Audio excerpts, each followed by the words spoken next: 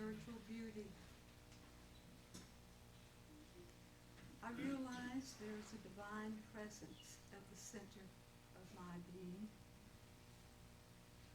I let this recognition flow down into the very depths of my being.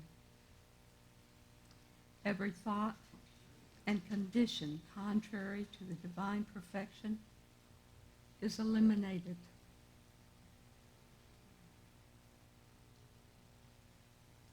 Divine presence is the foundation of my life. Hear these affirmations as your very own. As I speak I, you also are I in our unity. Divine presence is the foundation of my life. It is permanent, eternal, and always present. I am the recipient of great goodwill. This goodwill is timeless and unchanging.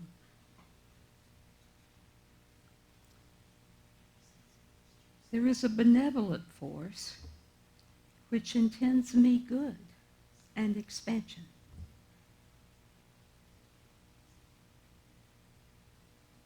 I receive blessings from many quarters. My good comes to me from all directions and at all times. I rest in divine love as my fortress. Let's rest in the silence for just a moment in divine love and take that into the very depths of our being.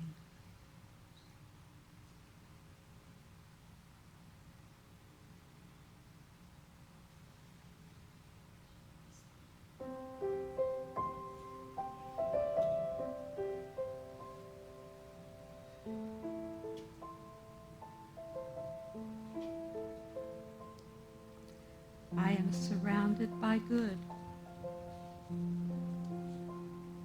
Good upholds me and is my strength. All my endeavors, in all my affairs, good unfolds and prospers me.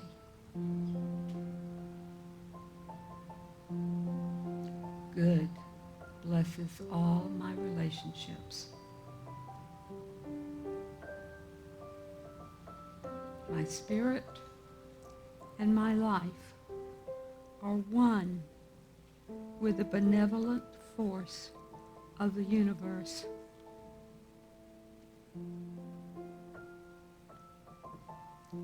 I walk in spiritual beauty. And so I claim that peace, that beauty, that love right here, right now,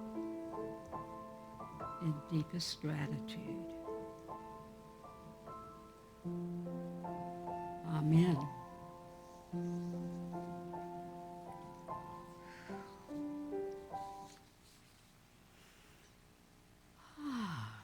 Welcome back. I needed that. I don't know about you all, but I needed that. We're in a new month and a new theme. Our theme this month is I Am Healthy. And I couldn't think of a different title, so the title for the talk is I Am Healthy. And we're going to claim it, okay? I think we have an affirmation. Is this our affirmation for the month? In each moment, miracles are taking place in my body. Woo, that's the truth. So I wanted to start with just an excerpt from this little Silent Unity pamphlet. the power of faith to heal. That's why I'm wearing blue, you all. This is faith, okay? I needed a little symbol to help me through the day, and this is discernment, wisdom, inner wisdom. So, and with your help, we got it covered. Okay? So I wanted to use an excerpt from this little book because I've used it for my morning meditation time, and I found it enriching. This particular piece comes from Martha Smock, and some of you may know that she was the editor of Daily Word magazine for 33 years, maybe second only to May Rowland. Yeah. And the title of her piece was, "Even If Your Heart Condemns You, the true healing is the healing of the whole person. We are threefold beings, spirit, soul, and body. And what affects one phase of being affects all three. We work for a partial healing if we pray only for the body. If I have a pain or an ache in my body, I know that something is wrong physically. But I need to go beyond the obvious to have a complete healing, for how I feel is not always a true indication of what's wrong. How I feel may not be the true indication. What I think is the cause might not be. As far as my feeling goes, only my body may seem sick, whereas actually my body may be telling me in its own way that it is expressing a sick state of mind that I do not consciously realize I possess." Well, one thing about this little bit, it's healing, healing, healing. And I really don't like to talk too much about healing, because if I'm talking about healing all the time, guess what I need? Healing. So I'm going to claim I am healthy. And I hope that's going to be the focus of our talk, although we'll end with Martha too. So I just want to get a couple of things across, making her point about how it's all interconnected. I don't know if you guys can see this. No, not so much. Okay, I tell you what I'm going to do. Friday morning, after I had sent this in on Wednesday, for Kathy and Eileen to give a visual of what I want to talk about. That Karen, I took that Karen from Lissa Rankin's Mind Over Medicine. Good book, deep, thorough, very left brain, okay? So I used her model, but I adapted it for me. And on Friday morning, this is what I got. I should have done it this way, okay? But it was too late. It was too late. So what we have on the bottom of our Karen, we have our inner knowing, what Rankin calls her inner pilot light. Okay. So we have our inner knowing, that ground of being, the truth of all that we are is right in there. And then I put spirituality. I rearranged her Karen, okay? This is my Karen, that's her Karen. I put spirituality as the next layer up in my foundation.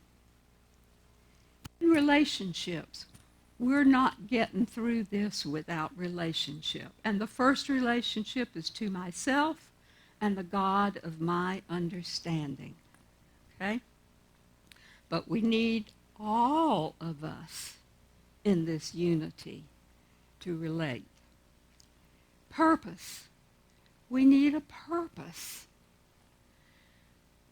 We may consider it a calling.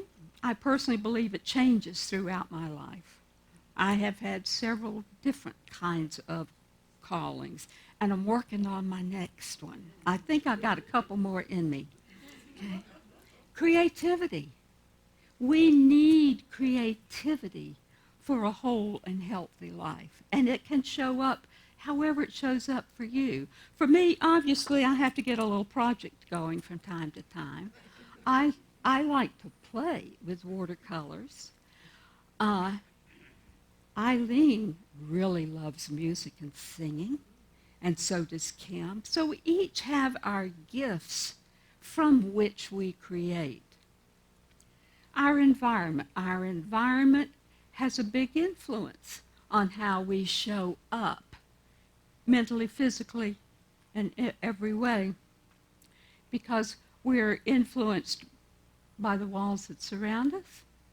We're influenced by the foods we eat, by the air we breathe, and there's no getting away from that. So we've got to have the environment, and it's how we perceive and how we are able to use it. Sexuality. I wasn't as keen on that part, but the sexuality is about who I am.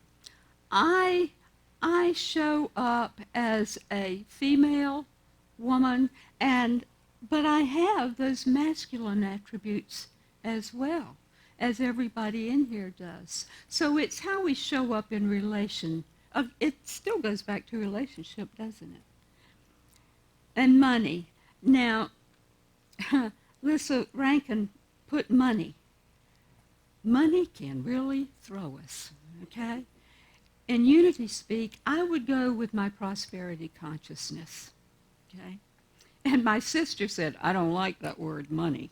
She said, that sounds like the root of all evil. And I said, no, it's the love of money that's the root of all evil. She said, I like finances better. Okay, so let's go with finances. And our mental health.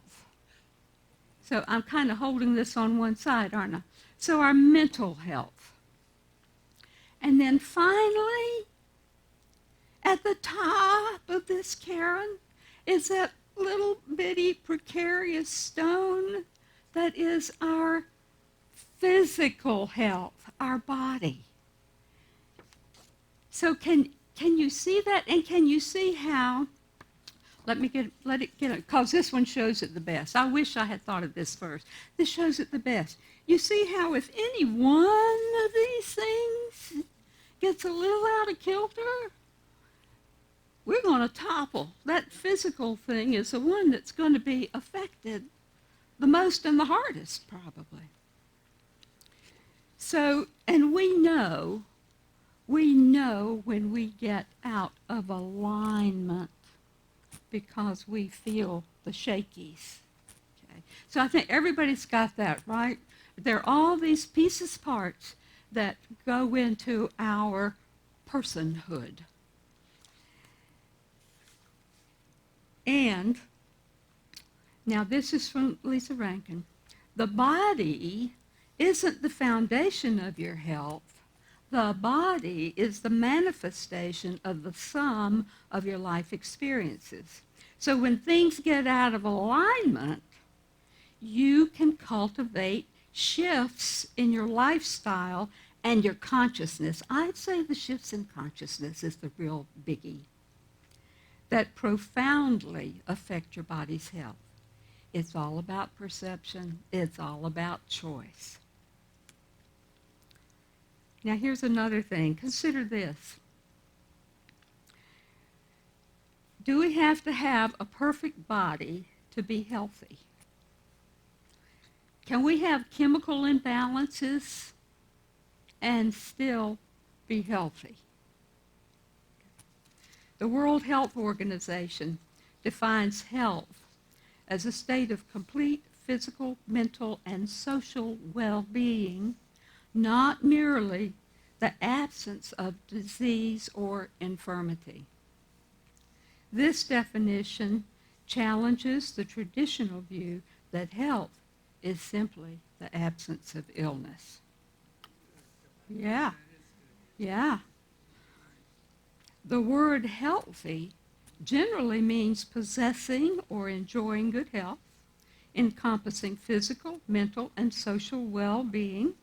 It signifies being free from illness or injury, also implies a state of being strong, vigorous, and well-functioning. So given that World Health Organization, that World Health definition, what about Stephen Hawking? Does anybody remember Stephen Hawking? He was a fabulous, fabulous person.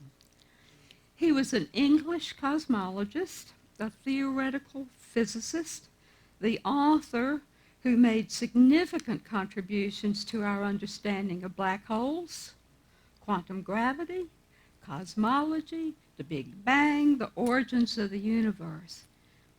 Such a brain. He was diagnosed at the age of 21 with an early onset, slow progressing form of motor neuron disease that over the decades completely paralyzed him. He spent most of his adult life in a wheelchair, totally dependent on caregivers to meet his physical needs. He had to use an electronic voice device because he did not have the musculature to be able to speak. So he had his electronic voice device, and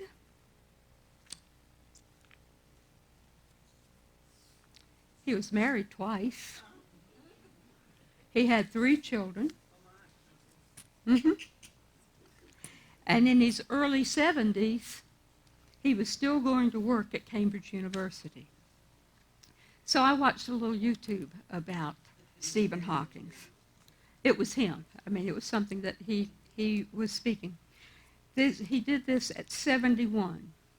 So at 71, he attributed his longevity to keeping an active mind and maintaining a sense of humor. Those were the two biggies that he said.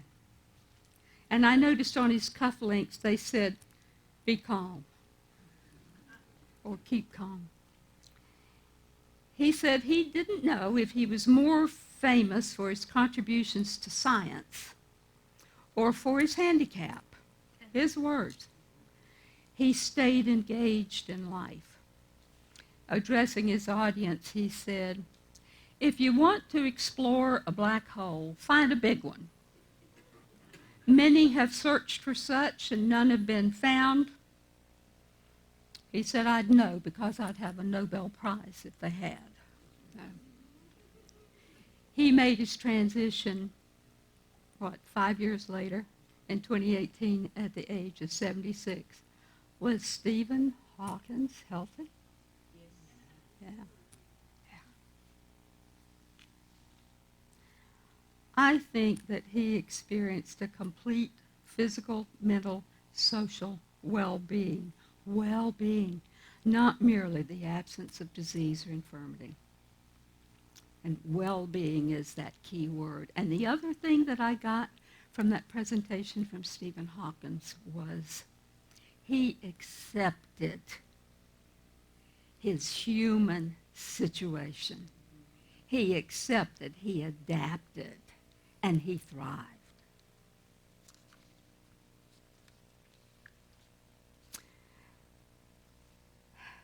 So in this world with all these pieces, parts, in this environment that we're in,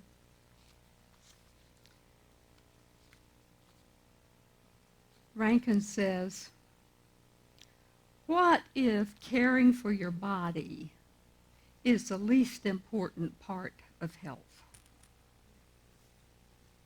She says, I now believe, and the scientific data supports this, that caring for your mind is the single most important preventative health measure you can take.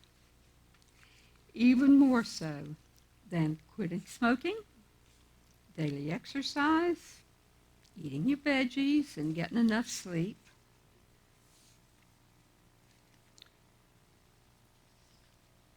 Back to that caring. Well, this works just as well.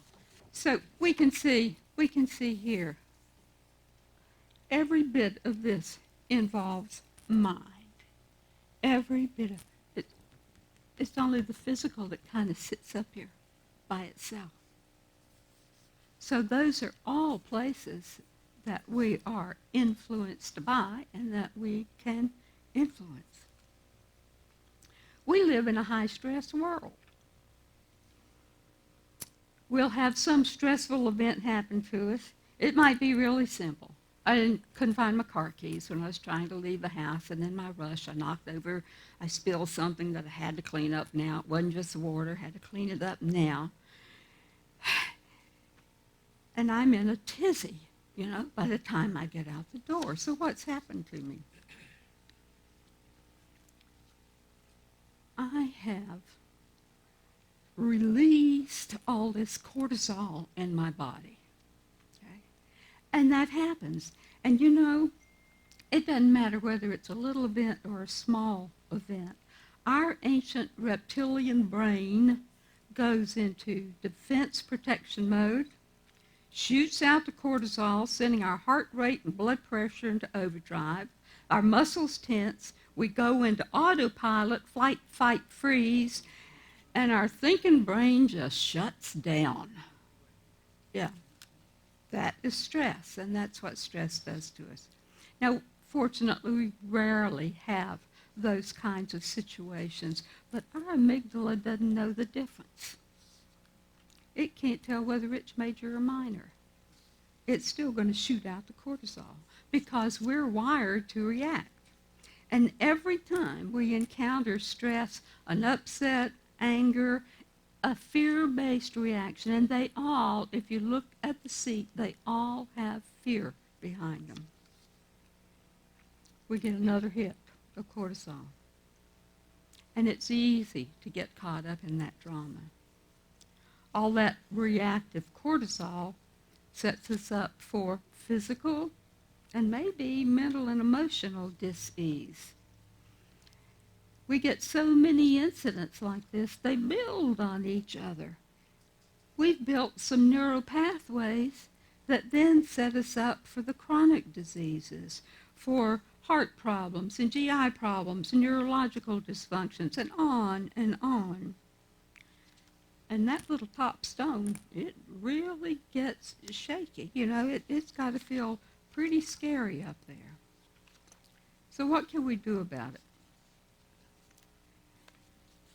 It boils down to, I've got all these wonderful notes, but it boils down to being aware, paying attention, and using the practices that we know. Okay.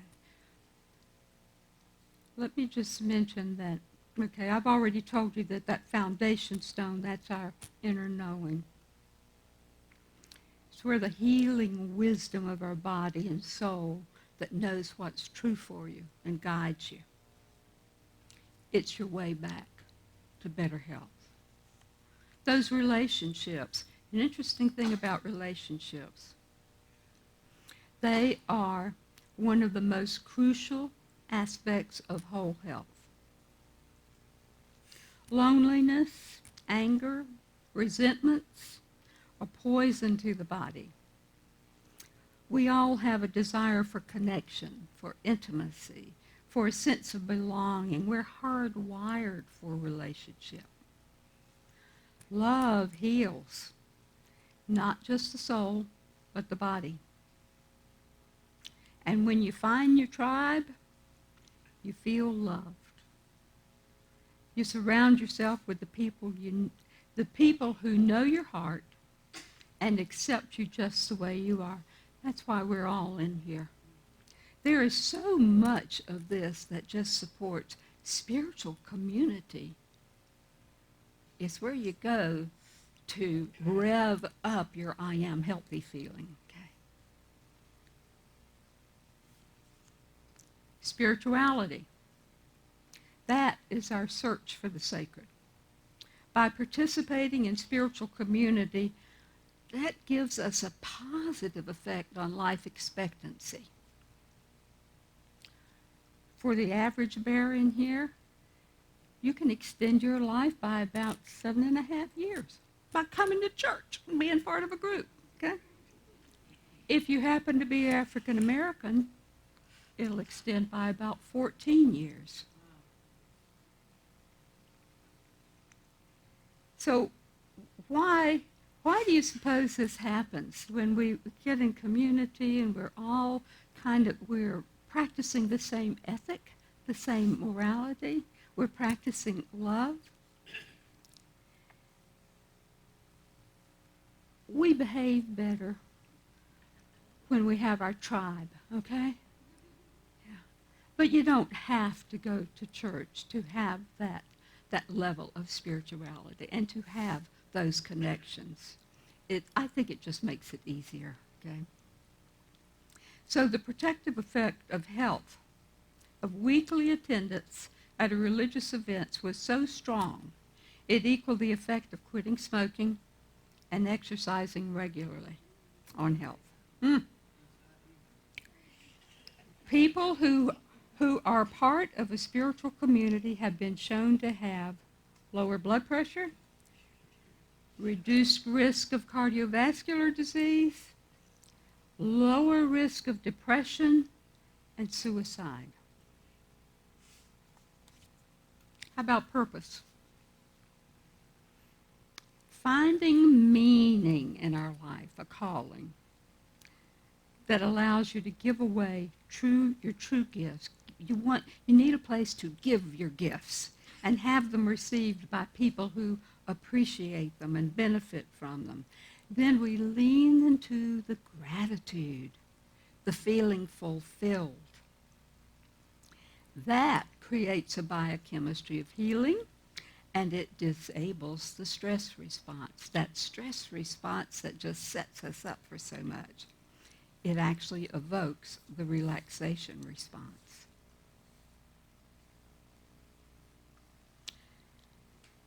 Creative activities.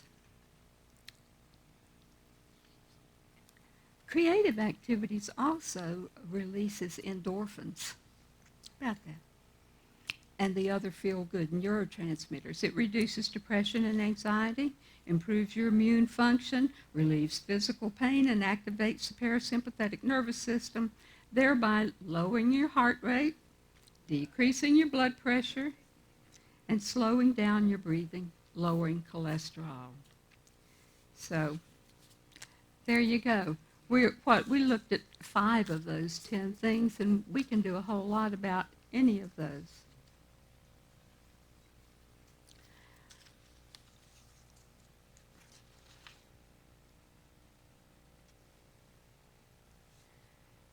I want to. So we, as in I, have talked a lot about the stress response, the reaction. And so our cure, our fix for that is the relaxation response. And the relaxation response is based on research done by Herbert Benson. His research showed that regular elicitation of the relaxation response could prevent and compensate for the damaging effects of stress on the body, warding off disease and sometimes treating it. There are 4 essential components for the relaxation. That's what we want. We want more relaxation and less stress, okay? So 4 components: a quiet environment, a mental device, such as a repeated phrase, a word, a sound, a prayer, a passive, non-judgmental attitude, being in the now moment and letting the rest go, and a comfortable position. Now, what does that sound like to you? Sounds like meditation, doesn't it? Well, later on, he actually narrowed this down to 2 things that will put us in a relaxation response. Repetition of a word, a mantra. I'm liking, I am the gatekeeper of my mind. I read that somewhere and I just latched onto it. I am the gatekeeper of my mind. That's my mantra right now. It doesn't have to be a mantra. It can be a sound.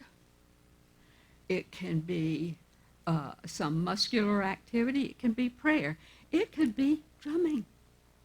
Doesn't that take you away and take you to that meditative, quiet place? Yeah. So, number one, we need something of repetition that takes us away.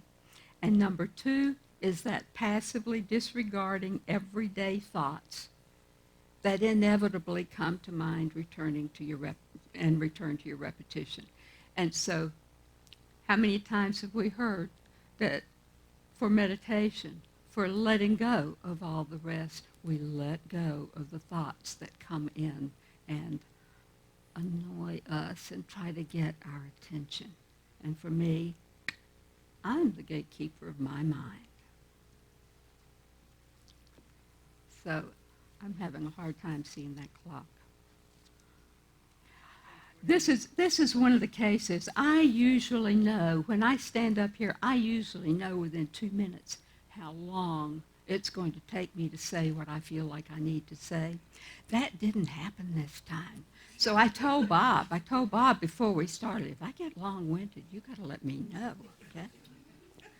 So I'm going to bring this to a close because I want to read what Rankin has to say about other ways to elicit the relaxation response. I know you guys have got the idea that I wanted to get across. Stress, relaxation, it's all a body-mind thing, and mind is the big thing to be in charge.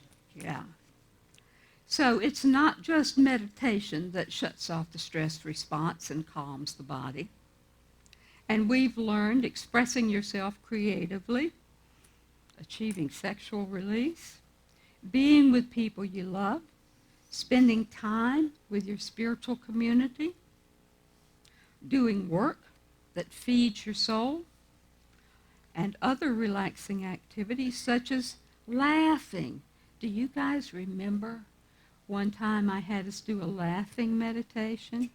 You all look like deer in the headlights. But you did it. You supported me in doing that, and we had a good time. So let's laugh some more. Playing with pets, journaling, praying, napping. Oh, napping's a nice relaxation response. Doing yoga, Tai Chi, and I particularly like Mary and Richard's Qigong. I think that takes me to that place. Getting a massage, reading, singing, playing a musical instrument, gardening, cooking, going for a walk, taking a hot bath, enjoying nature. All those things can activate that parasympathetic nervous system and shut things down that allows the body to return to a state of rest so you can go about the business of self-repair. That meditation practice allows us to more easily, I love the way she says this, it allows us to more easily host whatever arises in our human experience, allowing these waves of emotion to move through us so we can do what we can to heal the pain from the root without bypassing it. We got to have it. We got to acknowledge it. And we got to be able to let it go. I think that's probably enough. What do y'all think? I do have, I said I was going to close as soon as I find her. I said I was going to close with Martha Smock because it brings what she said, here she is, to an ending. True healing is healing of the whole person, spirit, soul, and body. True healing is the result of consciously knowing the truth about ourselves, the truth that we are spiritual beings, created in God's image and likeness, whole, pure, perfect, sinless, deathless. I am healthy. So thank you guys for being here and for putting up with me and letting me do my thing.